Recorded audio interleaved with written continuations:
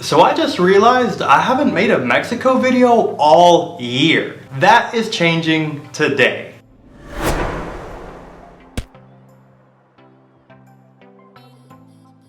I apologize in advance if my voice sounds a little bit strange. I wanted to have this video out to you sooner, but I would catch a cold the day of the USA versus Mexico match. 2021 has been a rough year for Tata Martino, as Mexico has only been able to win 2 of their last 5 matches played so far this year. However, to be fair, Martino is testing a new formation, so some adjustment time is to be expected. At the end of 2020, El Tata Martino held an 86% win ratio versus a drop to a 78% in 2021 so far. Martino's record stands at 21 wins, 3 losses, and 3 draws. Some disappointing performances in 2021 to be sure, but there have been quite a few positives along the way. Mexico has now scored more goals with El Tata Martino as head coach than they did with Juan Carlos Osorio, and that is having played 16 matches less. Mexico's offense has clearly been at the ready, but where I would like to see some improvement is in Mexico's defense. El Tri still concedes on average a goal a game. I would personally like for Mexico to get to a point where getting clean sheets becomes the norm. To be fair to El Tri, in 2021, Mexico certainly has been frustrating their opponents forwards, as in all their matches this year besides the USA match, they had only allowed 1 shot on target against them per match. Talk about closing down spaces. Gotta love seeing these amazing stats, but how has Martino improved Mexico so much? Well, it certainly helps when the coach knows his tactics. Now, it's no secret that Mexico's preferred formation is the 4-3-3, and Martino was brought in because he prefers this formation and looks to have his teams play offense-oriented football. But in 2021, Martino seems to want to shake things up a bit. Mexico has now played their last 3 matches with a 3 at the back formation. But why? Mexico has had a long history of excellent strikers with speed and dribbling ability. Talented midfielders and excellent goalkeepers have also been plentiful. Where I would say Mexico has lagged though is in defense, and specifically with their fullbacks. While El Chaca Rodriguez and Gallardo hold their own and have kept their spot in the starting 11 for many years now, I would say calling them world class would be a bit of a stretch. I believe El Tata Martino recognizes this, and that's why a 3 at the back formation may suit Mexico's strengths a little bit better. It's also no secret that teams tend to defend deep against El Tri, and this can cause all sorts of issues for Mexico. Look no further than earlier this year to the defeat against Wales for a great example of this. However, using a 3-4-3 the way Martino has been using is a great alternative to breaking down teams who defend with 2 deep banks of 4. This formation is also solid defensively, as players are in great positions against common tactics in modern football, like the 4-3-3 or 4-4-2, just how Mexico faced against Costa Rica. In what is always a thrilling match, the North American rivalry did not disappoint in the Concacaf Nations League Final.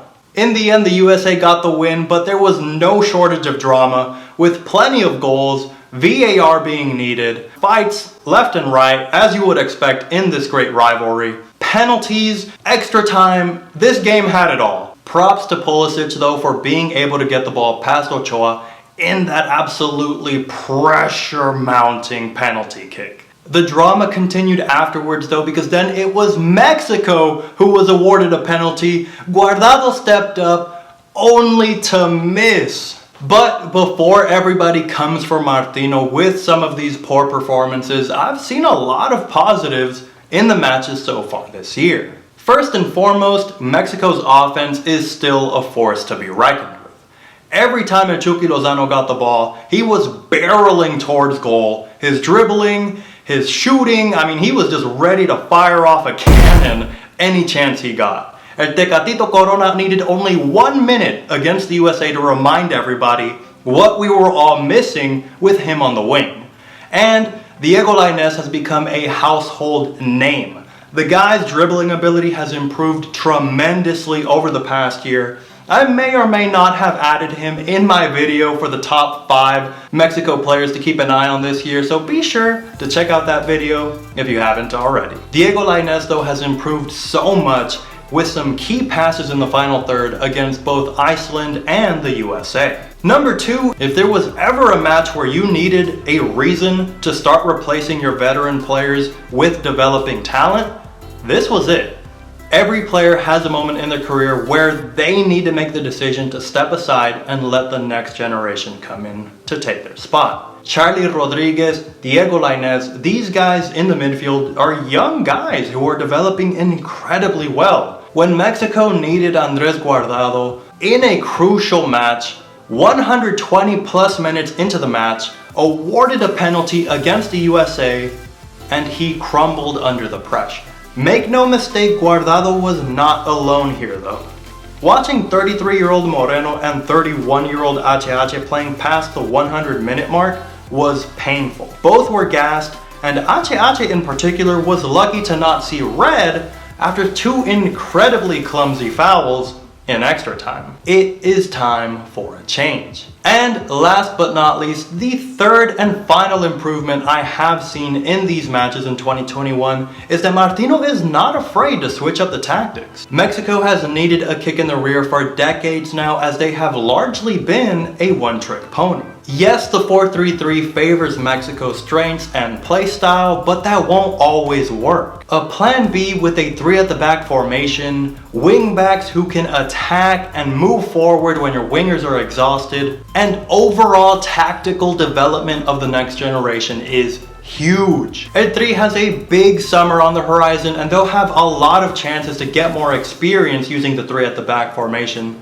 with the Copa Oro in July. El Tata Martino will also likely be keeping an eye on the Tokyo Olympics for future stars, and then the crescendo in September will be the World Cup qualifiers, with the biggest competition in football happening next year in 2022. So yes, El Tri has had a rough first half of 2021, but I for one see developing young talents honing their physical and tactical abilities. Give it Tata Martino some time, and then we'll all cheer Mexico to victory. If you made it this far into the video and enjoyed the video, be sure to give me a like. It lets me know that you enjoy Mexico related content and you want to see more of this in the future. It also helps out the channel tremendously, guys. Get this video out to a Mexico fan that you know, and be sure to let them know and make sure you join the AirPods giveaway, which is going to be just in a few days.